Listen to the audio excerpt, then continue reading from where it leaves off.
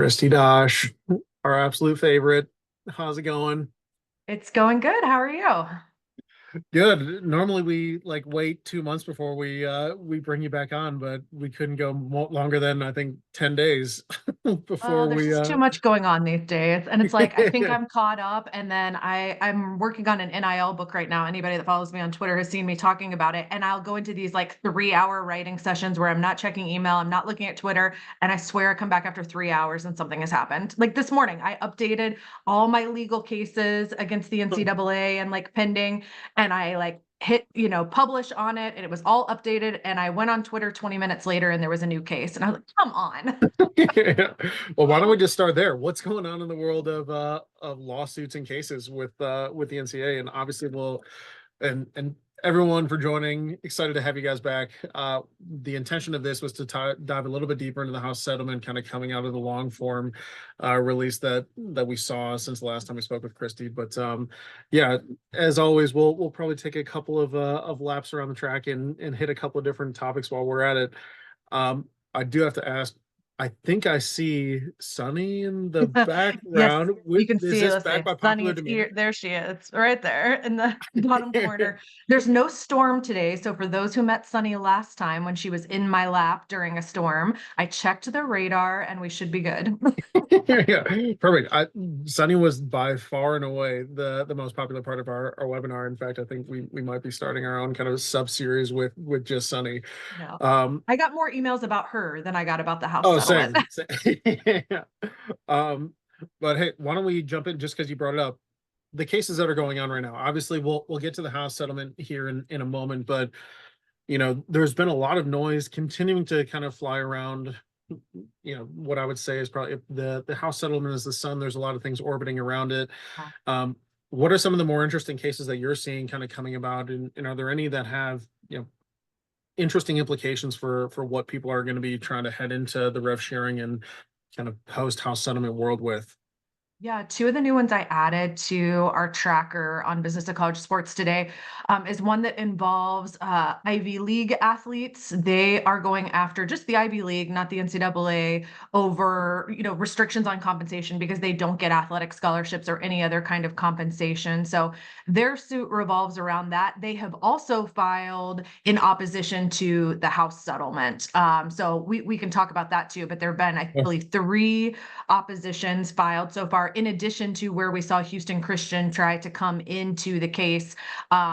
We've had three additional oppositions from other cases that are ongoing, and this group of Ivy League athletes is one of them. And then also I added a case that I don't know a ton about yet. I just looked at a little bit of the filing this morning, but it is from a former baseball athlete who is attacking the former cap on scholarships. Obviously, baseball, we know, gets a lot of partial scholarships. And now we're going to go to these new roster sizes, and there are no scholarship limits. You can, if you want to, give a full scholarship to everyone on the roster. And so he is suing over the rules that existed when he was playing, which meant that he only got a partial. And then I think the third new one I put on there this morning that I haven't even published yet because I'm still looking at it is a new case by a Canadian junior hockey player who is challenging the rules around professional competition prior to trying to enter the NCAA, and the athletes who get turned down and can't play college sports because of their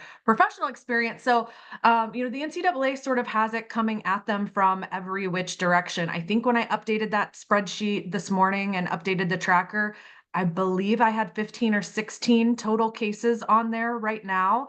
And it seems like there's a new one seemingly every day. Yeah.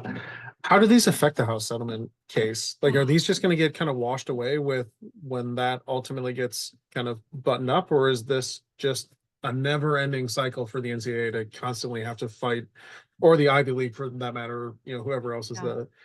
you know, The yes. NCAA has sort of advertised the House settlement as being the Right. solution to all of its problems, that it's going to resolve so many outstanding cases. Currently, there are only two other outstanding cases that have actually been pulled into House and will be settled alongside it, assuming that some sort of settlement ends up ultimately being approved by the judge.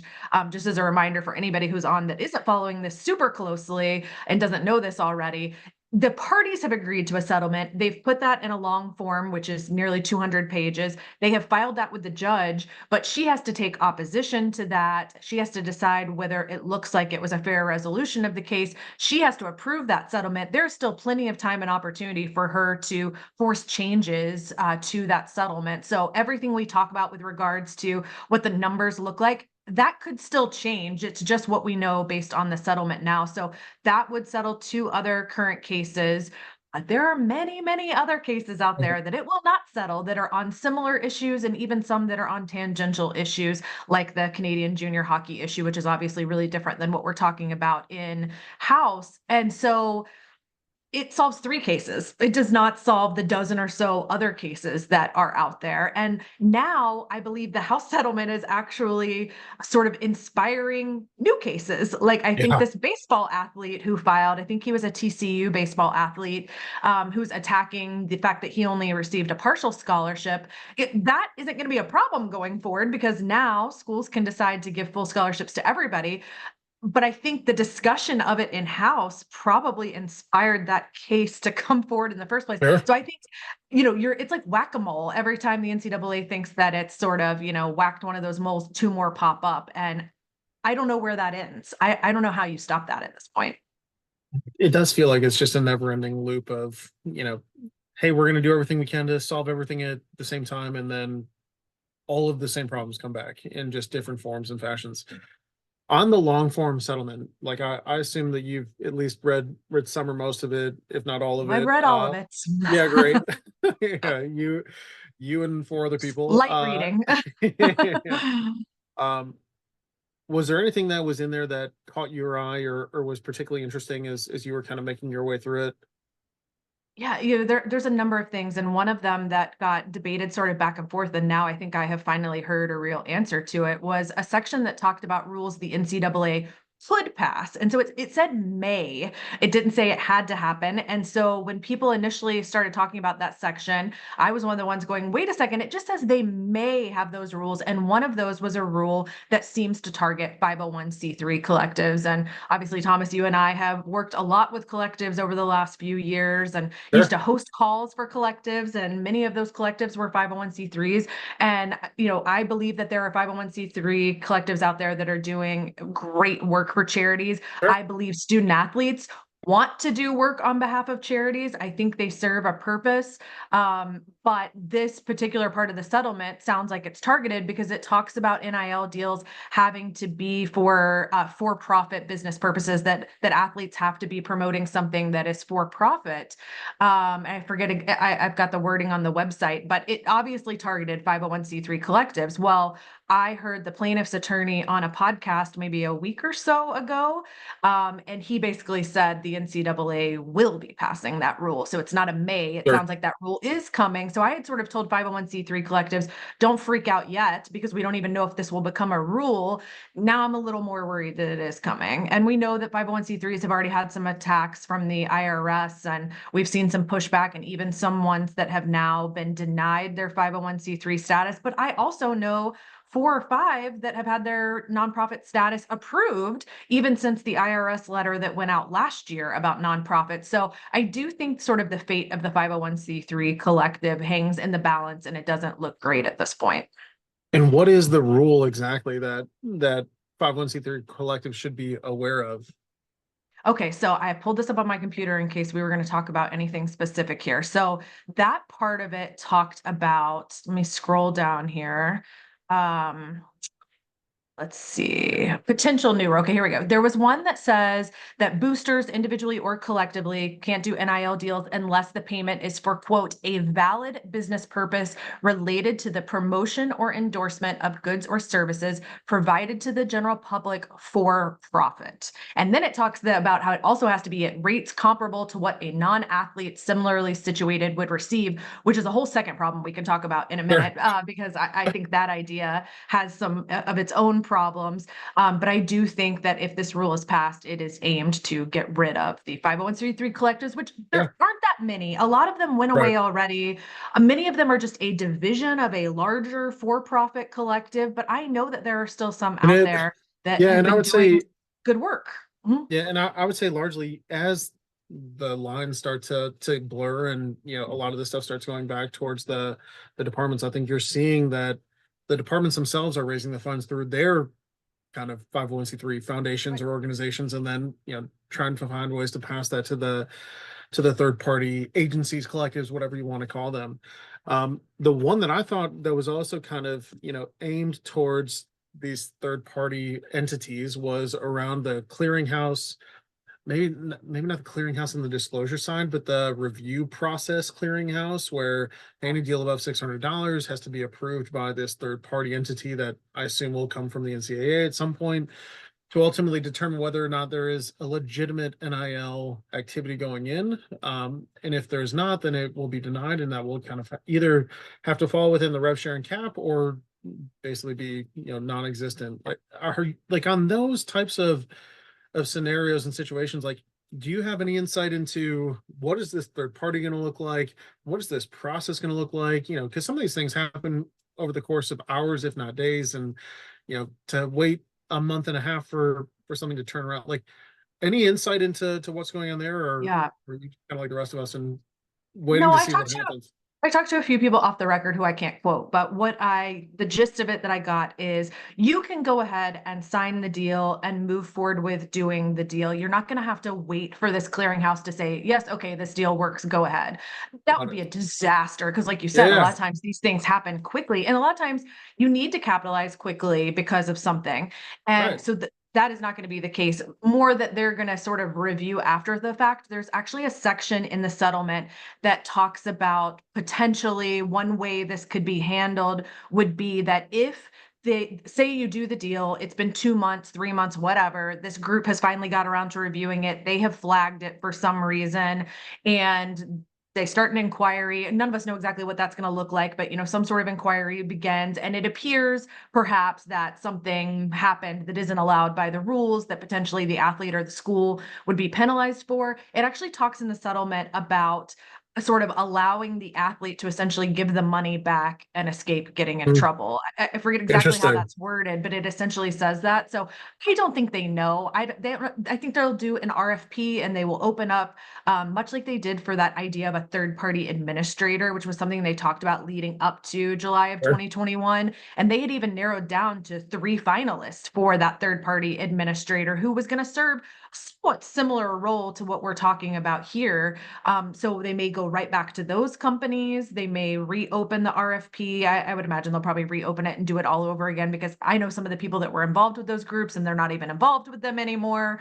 And so I think they would open it back up again. And then I don't know exactly what it looks like, but it does sound like you're not going to have to wait for them to give you approval to move Sure. forward with the deal. More problematic is this idea that it has to be market rate. But like they talked about that section I just read to you, it talked about getting paid the same as a non-athlete in a similar position. I think that's a horrible standard to set because there have been numerous studies done outside of NIL with pro athletes and non-college athletes that athletes have higher engagement rates than non-athletes and that they're a really desirable type of influencer and they should be getting paid more than Yeah. a non-athlete. So the I mean, idea there's a that they whole have written industry. into this settlement that you have to be compared to a non-athlete, that's apples to oranges. That makes no sense to me. Yeah, I mean, there's an entire industry of folks that have created businesses around the idea that athletes as influencers are a really exciting business opportunity, Yeah. and trying to help facilitate those kinds of relationships and engagements. Along those same lines, I just for what it's worth, kind of the off the record ones that I've heard is they're talking to the NFL because apparently the NFL has a very similar kind of clearinghouse for those types of arrangements, so that I'm a Detroit Lions fan, so that the Ford family can't just give every Detroit Lion a $10 million endorsement deal for Ford. And there was actually a case, I think it was in Vegas, the Las Vegas Aces. There was like a Chamber of Commerce was giving every Las Vegas Ace $50,000, and the WNBA kind of said, no, you can't do that. So I think there is some kind of precedent, at least from a Yeah. structural perspective, for that to exist. And yeah, I've heard of a couple, like Deloitte and PwC and a couple of these other like consultancy groups that are being talked to kind of serve in that. And But how do yeah, you to your point, figure it's out it's what really difficult. fair market value is? Like, there's the one argument that it's whatever somebody's willing to pay. And I get that they're trying to curb boosters just throwing money at athletes in exchange for essentially nothing. I get that. Sure. But I don't know how you determine fair market value because I have worked, I used to have a PR agency and I worked in a space with non-athlete influencers. And I actually was on a site the other night for a group that I've been part of for years and years and years. And the woman who runs the group, who's fabulous, she used to be over influencer relations for all of Hearst magazines. And she Oh, does this course now for influencers where she teaches them things, including how to price yourself. And she has this, and it's a paid product, but it is an incredible spreadsheet on how to price yourself for social media it's posts, for speaking engagements, for all these different things influencers might do. And I've seen so many of those. I mean, there's a million calculators online. I'm actually part of another group that has a calculator. And I looked at her numbers and they are so much higher than anything I've ever seen before. But also, she had really good justification for sort of the sure. escalators on some of these numbers. And I thought, well, I'm underpricing myself. I need to start charging more for some of my stuff. It's like she's an industry expert. I'm part of another group with an industry expert, and their numbers that they're telling people to charge look nothing alike. So, how can you figure out what fair market value is? I have no Well, idea. yeah, if you think you're having a hard time keeping up with the lawsuits now, like just wait until this stuff starts happening. Until I mean, I can't wait for someone to tell a Tennessee athlete that they can't earn this. Just Yeah. um, their attorney general, I'm sure, is going to be like, Yes. excuse me, Yeah. right away, Mhm. just like they did the first time. So yeah, it's certainly Ah, going to continue to be interesting. We had a question come through the chat. I'll just kind of hit it while we're close to it. And please feel free, folks, to add in others as we're getting deeper into some of these other items.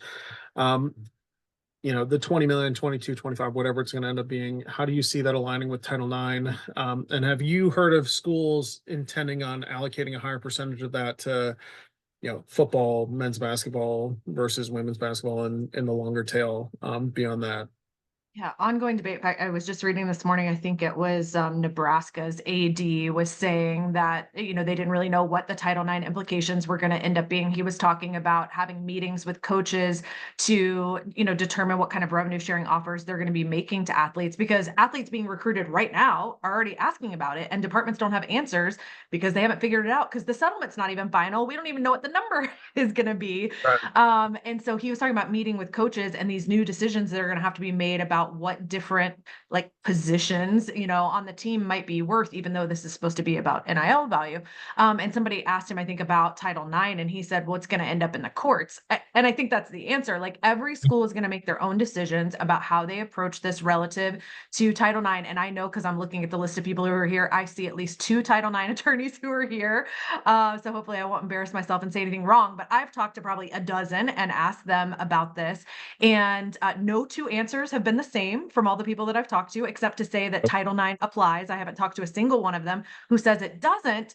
The question is, how does it apply? So I've seen some, I would say the prevailing answer I've heard from Title IX attorneys has been that there need to be equitable opportunities, but the dollar amounts don't have to be equitable. So, like one of the examples I was given was if you're going to share with 200 male athletes, you need to share with 200 female athletes, but that the dollar amounts don't have to look the same because this is based on their sort of market value in terms Sure. of broadcast. Like, if one sport's on TV more than another sport, and then, you've got not only like baseball might be on TV even more than football is because there's so many more games, but they're not getting the same viewership football's getting. So it's not the same eyeballs. And obviously the broadcasting contracts look nothing alike. So you could get into some really complicated formulas trying to figure out how to share revenue based on all the different categories that are included, which isn't just TV.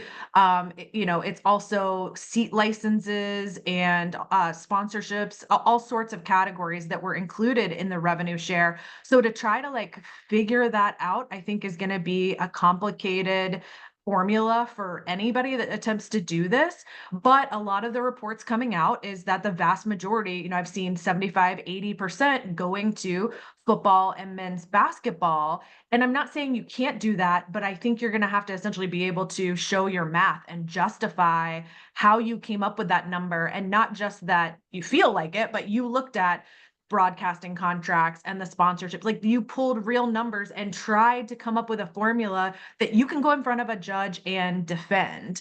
And I do think it's going to end up in court, probably in multiple court cases, because every school is going to handle it different, and probably should, or they'll get accused of collusion. And then we'll also have antitrust lawsuits about it. So I think every school is trying to figure that out right now and what it looks like. And, one thing I said to you before we went live is that athletes are already asking questions about this. I get questions every single day by DM and by email from athletes saying, how much do you think I'm going to get? And also asking, am I going to get a full scholarship now? And I have to tell them, I have no idea. It is up to each Right. individual school. And so I get that schools aren't talking to them about it yet because they don't have answers. They can't tell them how much it's going to be, but they should at least be talking to them a little about, here's where we're Yeah. headed. Here are the things that we are taking into consideration. Here are the people we're talking to. Like, be a little transparent with them about the process, because they're seeking out information in other places right now. And it would be better, if they're already current student athletes, it would be better coming from you. I was just going to ask, because I mean, you talk to more athletic departments than most, and certainly you're obviously an expert within this space. As athletic departments are dealing with this kind of ever-changing landscape, the athlete very consistently seems to get missed in terms of like the information flow. And they're typically left to either, read whatever shows up on ESPN or on some of the, the more mainstream kind of news sites, and, figure it out on their own. Like, have you seen anyone who's being more proactive in terms of their kind of approach and communication to their athletes to help them kind of manage this ever-changing landscape, just to help get them through what is probably just as much of a storm of news and perspectives as anyone else? I haven't seen anyone doing it relative to revenue sharing. Some schools have gotten better about NIL and the resources they're providing and the way in which they're talking about it. I haven't seen it for revenue sharing. That doesn't mean it's not happening, but no one's told Sure. me about it. And my concern, I shared this with you before we went live. I got a pitch this morning from a company that wanted me to write a story about them, and I'm not going to. But their pitch was that they are going to provide advances to college athletes, both former college athletes who are going to be eligible for the back pay, because that back pay is going to be over 10 years. So they are willing to advance it to the athlete once these calculations are done and athletes know this will be sometime next spring, how much they're getting from the back pay.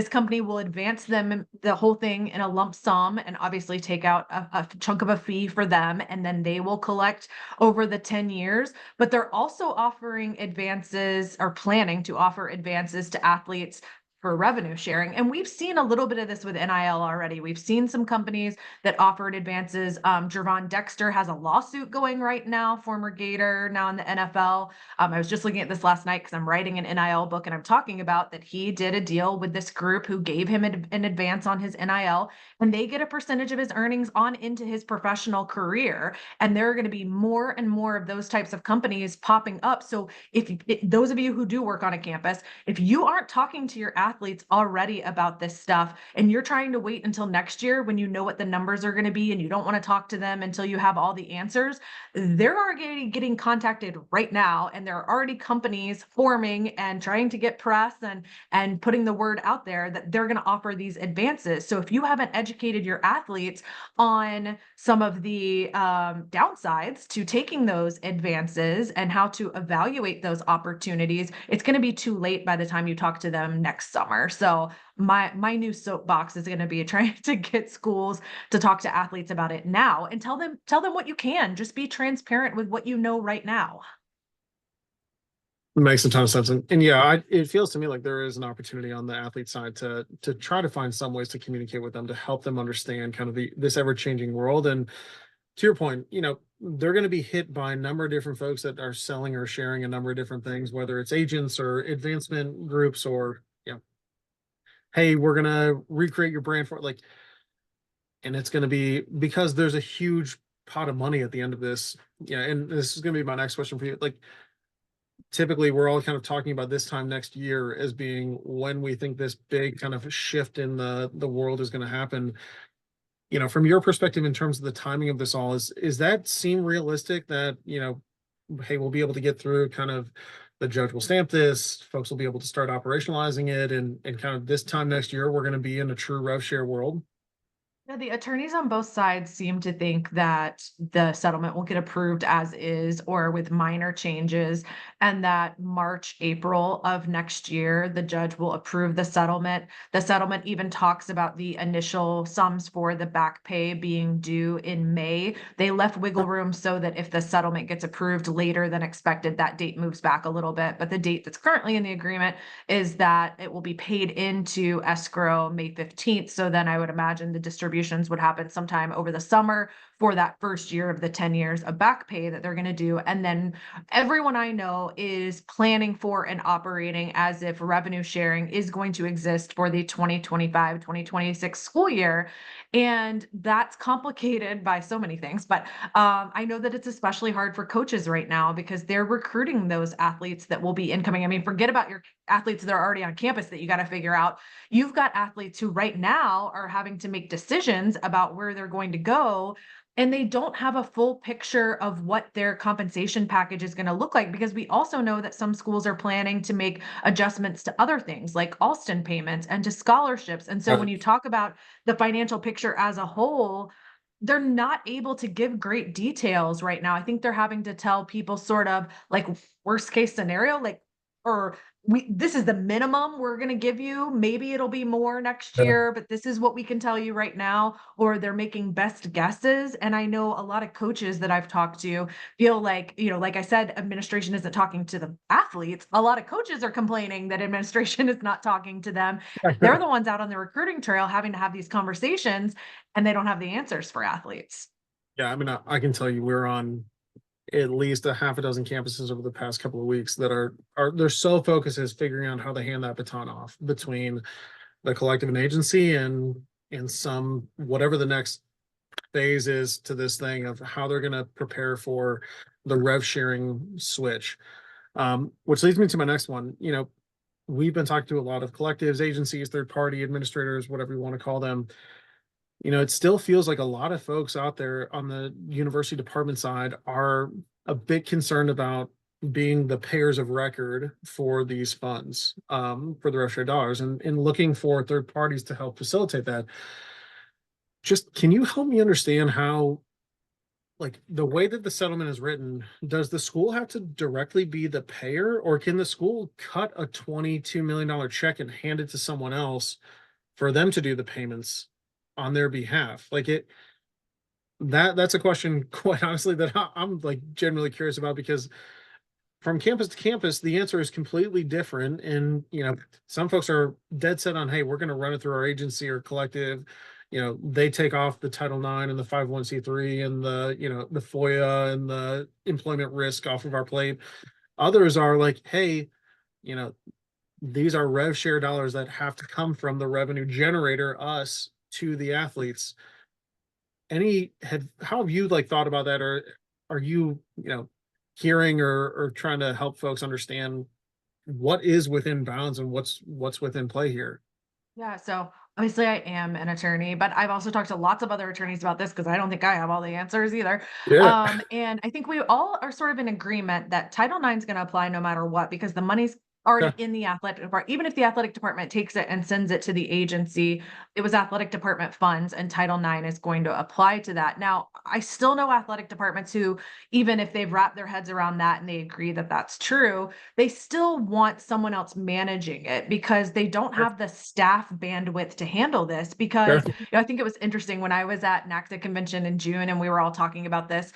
A few athletic directors and folks I talked to were like, we are going to have one like standard uniform contract for revenue sharing, and it's going to be done the same way for everybody. We're not negotiating with anyone. And Yeah. I thought that's not how that's going to work at all. That's hilarious. Because they're, agents and parents and whatever are going to get involved, and you're going to want somebody bad enough. You're going to be willing to negotiate a term and what have you. So I think now they're starting to realize the bandwidth it's going to take, both for incoming freshmen, for transfers, for your current students, to have those conversations because revenue sharing, from from one year to the next might also change for an athlete. The amount they're getting as a Sure. freshman might look really different from what they end up getting when they're a junior. And so those conversations I think are going to happen every year. You're going to have agents involved in the process. You're going to have parents involved in the process. You're going to have, like all these go betweens between coaches and administrators and the collective and the athlete. There's a lot of people who are going to be involved in these conversations and the bandwidth it's going to take. So I do know a lot that would like to move it over to the collective or a marketing agency to sort of administer and manage. And I think that's fine. It was interesting because when the news of the settlement first broke before we saw the actual agreement, I had a call with the plaintiff's attorney and with the NCAA's attorney. And I asked the plaintiff's attorney about this. I said, will athletic departments be able to sort of give this to a third party to manage? And he said, absolutely not. I don't see that language in the final settlement agreement. So, I think there is wiggle room and ability for third parties to sort of manage it, but I do not think it changes Title IX. I still think Title IX ends up applying. And that goes back to the original conversation we had. But how? None of us really know. Even the Title IX attorneys I've talked to who are super smart. I mean, there are ones whose opinion I would trust, and that's 100% the path I would go. But there are also going to be people that are going to push the envelope and are going to do it different ways. And we won't know whether that works or not until it's tested in court.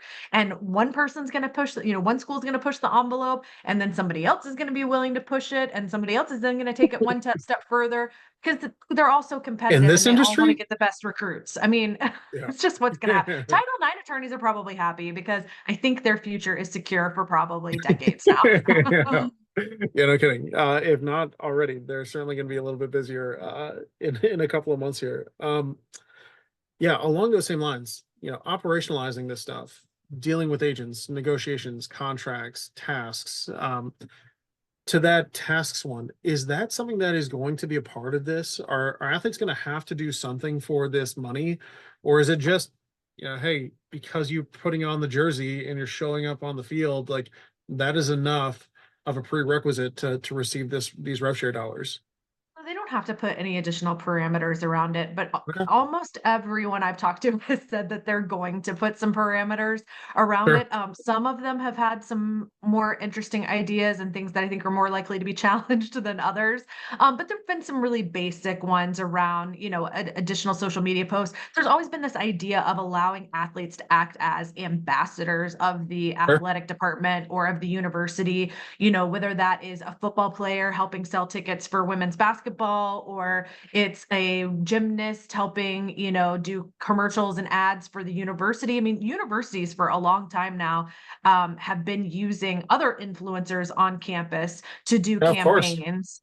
And there's no reason to believe that now that they're Famous able to alumni. pay athletes directly. Right. And as a matter of fact, in some of the consulting I've been doing, we were giving advice to people on how to build out these ambassador programs. And I went and looked all over the country at how universities were working with other influencers who were already on campus and figuring out what those programs looked like and saying, look, this model already exists at a lot of Sure. universities. Here's how they do it. And so there's no reason why you can't turn around and do that with an athlete. And so I do think you're going to see some of that stuff built in where the envelope's getting pushed a little bit. And I don't think he's on here, but I'll give credit to Cody Wilcoxon who's an attorney. When he was on a panel when we were all at NACDA in June, he said he had been talking to a school, and I'm not divulging anything confidential. He said this on a panel that he had heard from a school that they wanted to, I think the example was like the student athletes say would have to do 10 social media posts a year as part of the revenue sharing agreement. But then the athletic department wanted to turn around and actually sell those spots. So like the athletic department wasn't going to ask the athlete to advertise athletics. They might go, and I'm in Florida, so Publix is based down here. They might go to Publix and sell Publix a Instagram post from the starting quarterback, and the athletic department would actually keep the money they made on that. The athlete wouldn't get any of Well, it because they were giving that post as part of the revenue share agreement, but then the school could go leverage it and sell it, and that's how they could help fund revenue sharing. yeah. I mean that leads to another kind of like Agents open. in the room lost their mind. I will just say that. Yeah. There were two agents who were in the room and another one I talked to about it later, and they lost their minds when they heard that. They were not having it. And that's why Yeah, I say there's going to be kind of along negotiations. yeah, along those same lines. Like I've heard a couple of different scenarios that are being thrown out there for to show up in contracts, and a lot of these things that we've already seen in contracts in some shape or form as it relates to collectives and agencies. Yeah. But like the three things that I've heard of are, hey, we're gonna own your NL rights for as long as you're here and making these dollars. Um, we're going to penalize you if you don't do certain things, and that could be Like as not playing in a simple as bowl game. not playing in a bowl game, Yep. not showing up to practice, like getting a speeding ticket, whatever. Um, and the third one is, hey, if you are planning on transferring or leaving or graduating early, like we are going to recall some of the funds that you've received. Like, are Yep. those legal? Are those like, are those going to become table stakes? Is that, you know, and this I have heard all exists of now those. today. Like, I know of every single one of those things I've seen written into a contract that has been signed by an athlete. And not to say that, I agree with every single one of them, but we've had a lot of things that we've had to take over from others, and we get to see a bunch of stuff. So like those have all been in there. Like, are the schools thinking about that in the same way? Are they looking to kind of protect themselves and Yeah. maybe protect their investment, not investments, but like these rev share Yeah. dollars? I've heard all of those things too.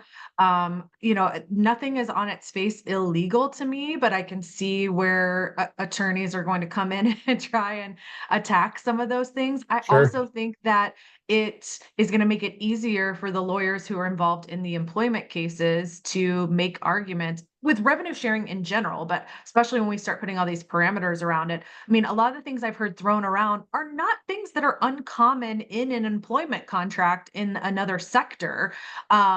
Reasons for termination and that sort of thing. But I think that putting all of these things in and just building more and more parameters, it starts to look more and more like an employment situation. And so I do think the attorneys in those cases are going to have a field day with what happens with revenue sharing. But every school I've talked to has been trying to figure out, they want to figure out how can we come up with this revenue, because it's not that they're not making money, but like their budgets don't have $22 million sitting there just being completely unused. I mean, some of them have big endowments, yes, but most of them don't have 22 million that's just going to be easy. They're going to make cuts somewhere, whether that's staff cuts, cutting sports, changing the number of scholarships they offer in a sport, not doing a new facilities project. I mean, there's a lot of ways for them to come up with the money. I'm not saying they can't, but they're also going to be looking for how can they get the most value possible out of these contracts and how can they protect themselves, because we know that now a decent percentage of athletes end up transferring. And so how do you Sure. protect yourself from that? And I hear the bowl thing a lot. That's probably the one I've heard the most is how can we word the contract so they don't get their full revenue share if they don't Yeah, fully participate in team activities. Now, if you're injured or something, totally different story. of They're talking course. about the guys who opt out of bowl games because they're trying to, protect themselves for their professional career. I have heard that one a lot. So I expect to see it in a lot of the contracts. Yeah, makes a ton of sense. We probably got another five minutes or so. So, folks, if you have any questions, feel free to drop them into the Q&A or chat. Um, Kristi, anything else as you're looking at the long form settlement that you think is particularly interesting, or maybe was different from what you were expecting, kind of as we were going from short to long form? Yeah, really the surprising section was the one we talked about earlier that had some of the rules the NCAA could start making. The one I said that sort of targeted the 501(c)(3)s was a little bit of a surprise to me. Another one that was in that section that was surprising, and I don't know that they'll do this. This again is a section that said they may pass these rules, although Sure. based on podcast I heard recently, it sounded like they are going to. One of them is capping the number of years that an athlete can receive revenue sharing, and that's capped at 4 years over a 5-year consecutive period. That's one I saw a lot of attorneys and agents sort of bowing up about when this agreement first came out, because obviously we know some athletes end up there, 6 or 7 years. Yeah. So I think that one is potentially problematic. And then there was a section that was in there that was about the athletic department's ability to act as an agent for athletes. And we haven't really talked about that at all. That is a whole new can of worms. And it said it could be exclusive or non-exclusive. And every attorney I know, myself included, every agent I saw, we all were immediately tweeting about that and telling athletes, do not sign with an institution to allow them to be your NIL agent exclusively. I'm not even sure I would advise it non-exclusively, but 100% do not. I cannot endorse an athlete signing for the university for the athletic department to be their sole NIL agent. I think that's a terrible idea. And when I texted like 5 different ADs that I knew because we were all talking about this on Twitter, and they all said we have no interest in doing that. Now, I do think they're interested in helping broker deals. And I do think the non exclusive sort of part of that language might come into play, and that athletic departments will get more involved with helping source deals for athletes. And I think a lot of that will happen in collectives or third party marketing agencies that they hire. Not that somebody sitting on athletic staff today is necessarily going to be doing that. It's the exclusive portion. When I talk to ADs, no one wanted to be in the game of being the Right. exclusive agent for athletes. That's not to say someone won't decide they do want to do that. But the 5 ADs I reached out to all said, no, thank you. That is not the game we're trying to play. Yeah, it's funny. That was one of the questions I was going to ask at some point, and now I've had a flood of questions coming from the audience, so I'll skip over these. But it has been interesting to me to see the what I call like the front office side of the world kind of come into athletic departments, and where before, kind of when NIL hit, you saw a lot of NIL directors and like senior associate of NIL. And now what you're starting to see, or at least we're hearing a lot of folks that are talking about this, is the general managership in the front office kind of coming into college athletics for the first time, and folks that are really trying to grow up that side of their organization. It's a great day for anyone that was ever trying to be a GM of a pro football team or a pro basketball or baseball or hockey team, because there are just now 100 some jobs that just opened up, because I promise you someone would rather be the GM for Georgia football, because I was just down there last week, than the associate to the assistant GM of the Houston Texans. No offense, Right. Texans, but like, there is going to be a whole new kind of world of staff that's Yeah. going to be fitting into this new space, and seeing that kind of evolve is I think also going to be really interesting. Yeah. But only because we've gotten a bit of an onslaught from the audience, I'll try to hit you with these kind of quick and fast here. Um, how is a student athlete on an F1 visa affected if they are not on a team, or if they are on a team with all of the players receiving revenue share payments? Yeah, so I talked to some immigration attorneys about this, and actually, I think I'm going to have a webinar coming up soon with 3 immigration attorneys who wanted to talk about this. But based on my early conversations with them, what they told me is that this is really problematic for international student athletes. They said that international student athletes can participate in the back pay. There's no problem with the back pay portion. The forward-looking revenue sharing portion, not only can they not participate in it, but there's real concern from these immigration attorneys that just being on a team where everyone else on the team is receiving revenue sharing is going to be a problem, because the Really? definition of work for a student visa, they do believe, some of them who have a more a conservative approach, and I'm prone to a more conservative approach, have said that if you're on a team where everyone else qualifies to get paid and get that revenue share, that even if you are not taking it, what you are performing is then work. And that one of them is advising that if this continues down the path it's currently going, she will advise her international student athletes that they cannot be on rosters. Now, the hope is that the federal government will give some sort of clarification on that before it comes to that. But to this point, they've given no feedback on anything NIL related. So it remains to be seen if they will give any feedback on anything related to revenue sharing for those on a student visa. But this is a huge problem Yeah. for Wow. international student athletes that That's the isn't first I've heard getting of that. talked about. Yeah. That's crazy. Um, yeah, That's gonna take a that's whole nother one webinar, and not my I was gonna not my say. area of That's expertise. I'm gonna whoa. moderate that one. Yeah, truly. Wow, that's wild. Yeah. Um, for women's soccer, will in all sports non-football be equivalency?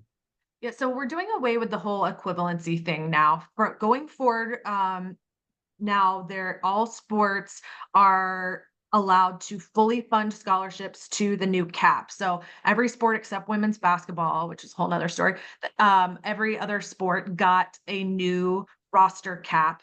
And now schools can fund full scholarships to the roster cap in every sport.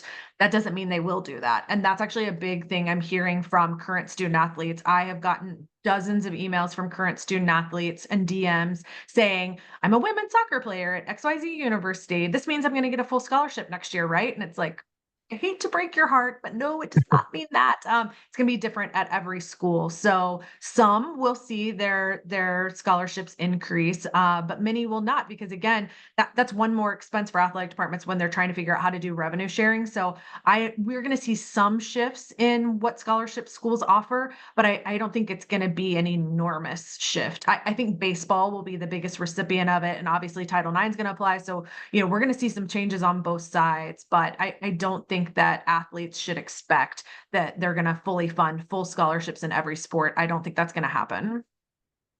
Were you advising schools around the recruiting inducement prohibition in new NCAA rules?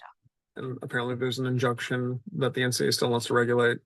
Yeah, I mean, I'm super conservative about this kind of thing. And with my lawyer hat on, I always want to advise people to take the safest route. And the safest route is to follow the rule against inducements because it still exists, even though we've currently got the ruling that's in the Tennessee, Virginia Attorney General's case that sort of suspends that. And that does say that there will be no punishments for anyone who.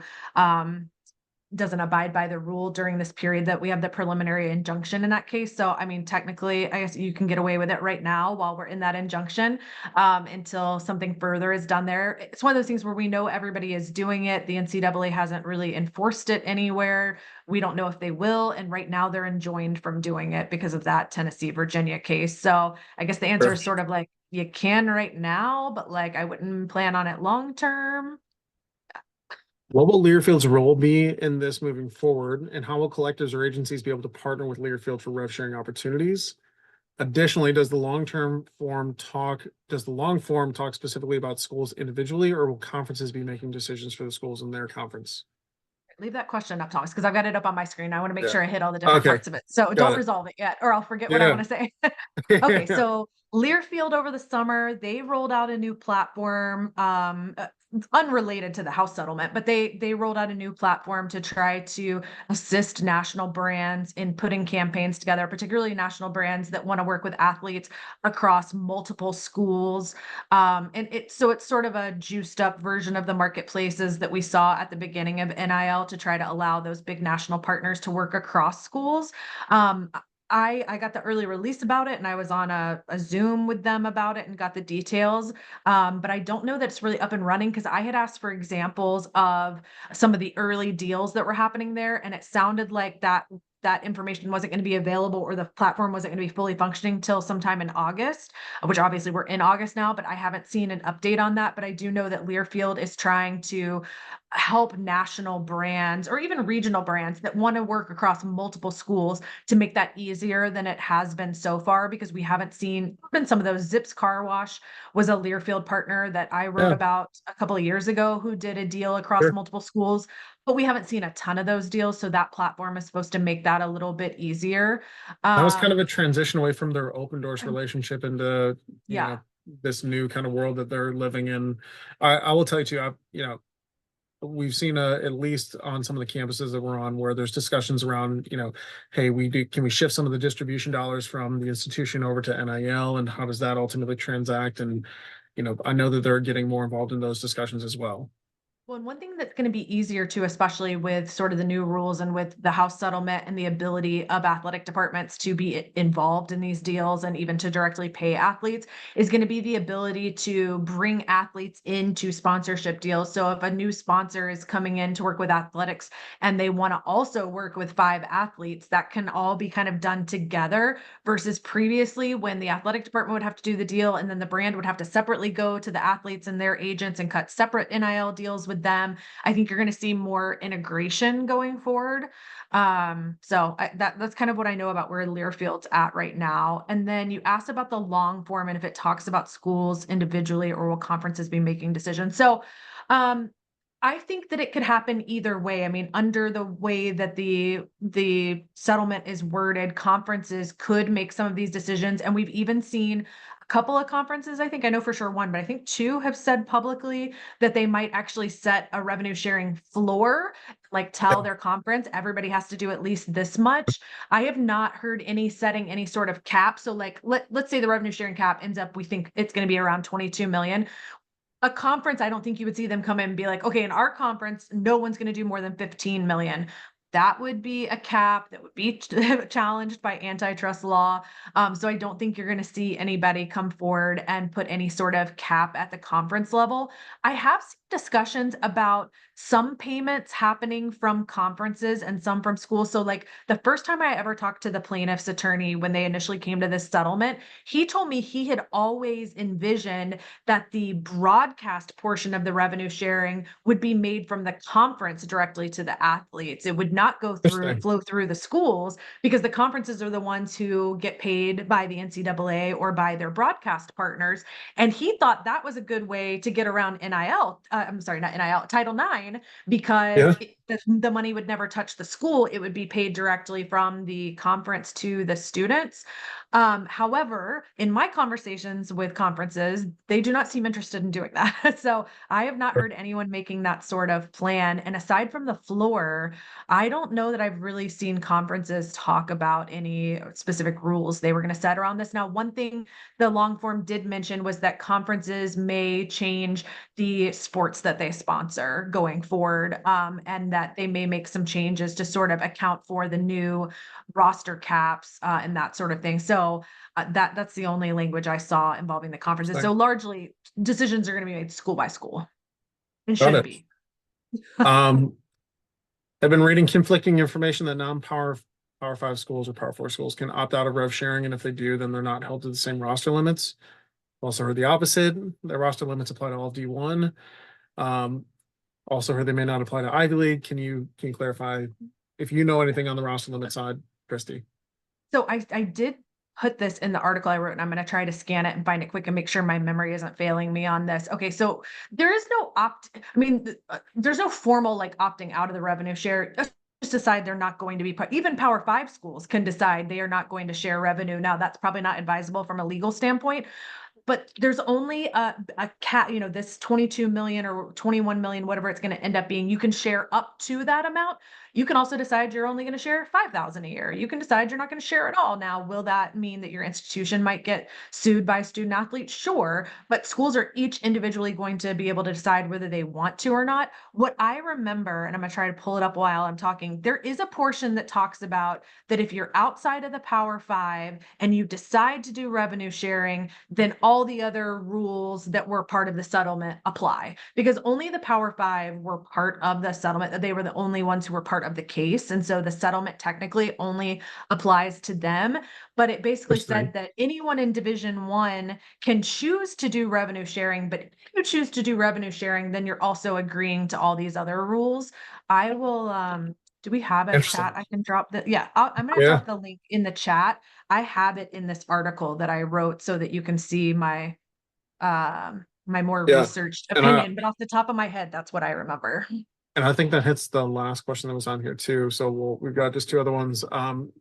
The recording for this will be available probably within the next day. So, our You put team it on will the will Base take it. Path We'll YouTube channel, right? Yeah. Well, yep. Yeah. We'll put it on our YouTube channel. We'll send out a note to everyone who is on this, to make sure you have it. And yeah, please feel free to share it as you'd like. And then last one, can you discuss any items that pertain to NIL in high school right now, especially the issue that we happen to deal with around the NIL clubs, which to me, if I'm not mistaken, is Yoke, who is, if I'm not mistaken, the same company that I think they've like rebranded or renamed themselves, but they tried this in college where they like set up all these NIL clubs on every single campus, got a lot of cease and desist notices, Yeah. um, kind of disappeared. And I think it looks like they're doing the same type of thing on the high school side. Um, I don't know much about it, Kristi. I don't know if you've spent much time kind of at the high school level or seen if these club apps are doing anything of notice there. Yeah, I mean, in general, on the high school level, you've got to follow state rules that the high school associations are putting out. And some states have a state law that applies to high school. So I think we're up to 38 or something like that states that allow high school now, but all have different rules around it. And so I've got a tracker of that over on Business of College Sports that I update every time a new state allows at the high school level. For the club apps, I actually was just on the Yoke site that used to service all of the college clubs the other day because I was updating some stuff on the website, and I was looking just to see like, did anything really ever happen with any of them? Like, when was the last time any of them like posted on social media. And there has been nothing for a very long time. So I think all of those have sort of dried up and gone away. I like saw the initial press releases on it and even had a couple of conversations with Yoke in the very beginning, but I never heard from any athletes or anybody after the fact that they got any real value out of that. Now, maybe I just didn't hear from anybody. I'm not saying that there wasn't anything there, but I don't believe those really got off the ground. You know, the idea behind it was great in the sense that they wanted to allow athletes to sort of control it instead of a collective that might take part of the money. You know, the athletes were going to control it. They were going to get 100% of the money. The problem is athletes don't have time to Yeah. to fundraise and to Yeah. run. I mean, that's the whole reason collectives sort of existed. So that's why I don't think the model worked. And I haven't seen anything about it on the high school end, but I would imagine you would run into the same problems. And some of these state laws and the state rules from the high school associations have specifically said no collectives. And the way that they've defined that, I think, would include these type of clubs. Kristi, cannot thank you enough, as always, for being here and helping us continue to try to understand and impart your knowledge upon this entire group. Please let us know as the NIL book kind of gets closer to being published, where we can find it and how we can get our hands on it, because I promise you I've got at least 20 copies that are already pre-sold across my Oh, friends and folks that look at you as the expert within this space. So if you guys haven't checked it out, businessofcollegesports.com, all things NIL, and certainly if you're interested in kind of the legal side of things, a lot of the trackers that Kristi has on there are second to none in terms of getting a sense for what's going on within the industry in real time. So cannot thank you enough. We'll thank send out you. the information and the video for this here in the next day or two. But as always, Kristi, you're the best. Thank you. Thanks, everybody. Yeah.